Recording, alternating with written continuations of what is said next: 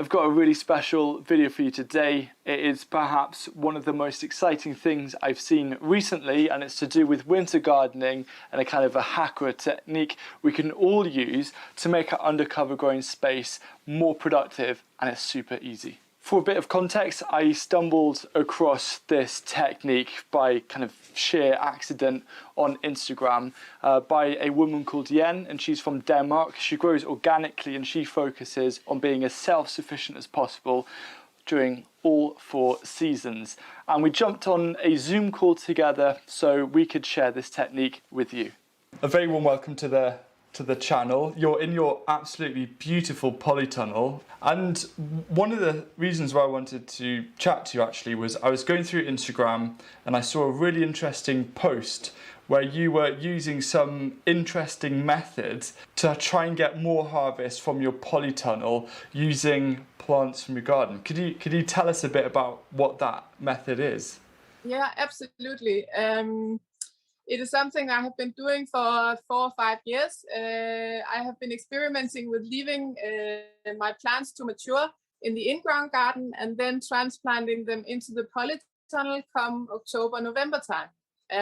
It actually started when I found myself having some empty spaces in my greenhouse, which is kind of a high value space for growing food, especially in the winter time.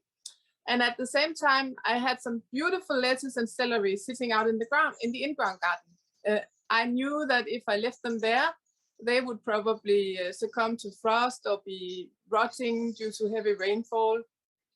So this was around November time, and it actually turned out to be the perfect timing for transplanting mature plants into the polytunnel, because it was not neither too hot or too warm for them to just keep on growing. That's lovely. What kind of what's the process then? How do you lift up those plants and how do you transplant them? What's kind of the tips and the steps that you'd give us? It's very simple process. I choose a time where there are not too many extremities in the forecast, so not too hot, not too cold. And then I just carefully dig up the plant in the in-ground garden and I take it into the tunnel right away. I think that's an important step. You don't want to leave it out. You just transplant it right away into the polytunnel or greenhouse. And then I just water carefully for the next maybe week or so. And how much of that, how many roots do you take? Do you try and take as many roots as possible with it? With the soil on, or do you shake the soil off? No, I actually take some of the soil on, just not to disturb the roots too much, and also put some of the healthy soil life from my in-ground garden into the polytunnel as well. Oh, yeah. That's really clever. Could you tell us what kind of crops you've been using this method with, and how successful have they been? I have been doing this for several years with the celery, kale, and lettuce. That is my main 3 things that I have been doing this method with. And then this year, I'm thinking about trying to experiment with also cabbages. Cabbages I have also done, and they also do great. Cabbage Savoy. So this year I'm trying out chard and spinach, and this will be because they are in the in-ground garden now and they're looking a bit poorly. They have gotten rain and the deer have been munching on them, and so now I have this extra space in here, so I'll just try and maybe get a very early new crop of spinach and chard from those mature plants. There are great many benefits to doing this method, I think, and the main reason was that I can actually squeeze in an extra crop. If I have been doing my fall garden, typically I will have an interplanting of kohlrabi or pak choi underneath the tomatoes as they are maturing, and then I planted 6 weeks planted as 6 weeks old seedlings in August or September. Those are ready for harvest maybe October, November time. So we are eating them right now.